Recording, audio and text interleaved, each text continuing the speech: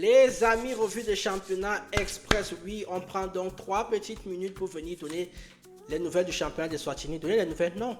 Venez dire au revoir à nos amis de l'Eswatini car c'était la 30e et dernière journée du championnat de la saison 2025-2026. Les places étaient déjà figées. Donc c'est déjà que les Cincinnati Hotspurs sont champions. Et en bas, ce sont que les Mancini Wanderers qui descendent en deuxième division. Dès que les Wanderers jusqu'au bout, en mauvais jusqu'au bout. C'est incroyable. Une équipe qui n'a connu la victoire que 2 fois cette saison.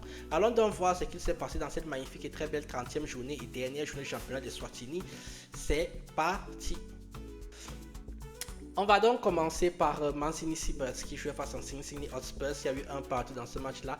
Du coup, les Mancini Seabirds peuvent se mordre les doigts parce qu'ils ont fait une très belle deuxième partie de saison, mais la première partie était vraiment très hachée. C'est pour cela que les Hotspurs ont été champions.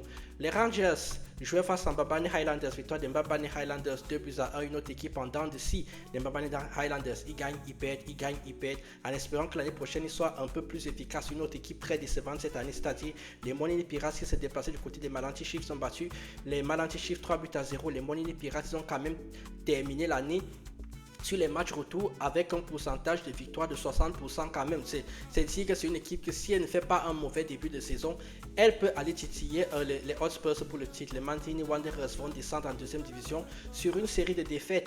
Face à Mawele, c'était la 4e, 2-0, donc rien à dire. Bamane Swallows également a battu Sisonke 2-0. Sisonke qui termine lors des 5 derniers matchs avec 4 défaites, donc c'est normal qu'ils aillent en deuxième division. Les Green Mambas ont battu 3-2 Tabankulu. Young Buffalo a battu 1-0 et Zulwini. Et enfin, les Royal Leopards, les champions de la saison 2024-2025, termine seront 2 partout avec Omombo Sugars au classement final. Donc Cincinnati Hotspurs est champion avec 105 points, 56 points pour les Mancini Seabirds. À noter que si les Cincinnati Hotspurs gagnent la coupe de l'Eswatini, ce seront les Mancini Seabirds qui iront directement du côté de la coupe de la Confédération, dont la deuxième place est très importante en bas du classement. Comme vous le savez déjà, ce sont que les Mancini Wanderers sont relégués en deuxième division.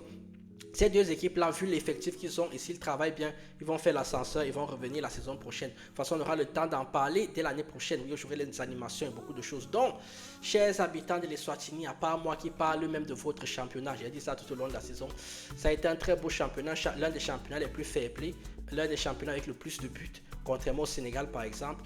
Vous likez, vous commentez, vous partagez. Les habitants de l'Eswatini continuent à rester sur la chaîne pour soutenir. Il y a le championnat du Mozambique qui continue, la Somalie qui continue, le Zimbabwe qui vient de commencer. Sur ce, moi je vous dis tchuss.